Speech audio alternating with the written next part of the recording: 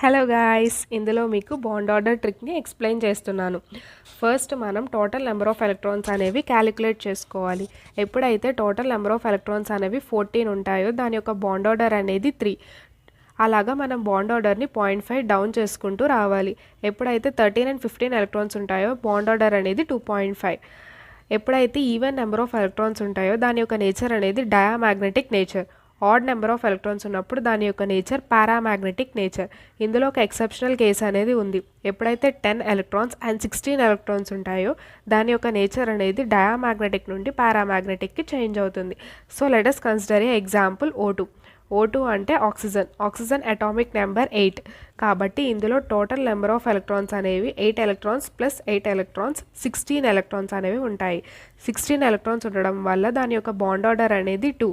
దీని యొక్క నేచర్ అనేది ఎక్సెప్షనల్ కేస్ అవ్వడం వల్ల పారామాగ్నెటిక్ కింద చేంజ్ అవుతుంది.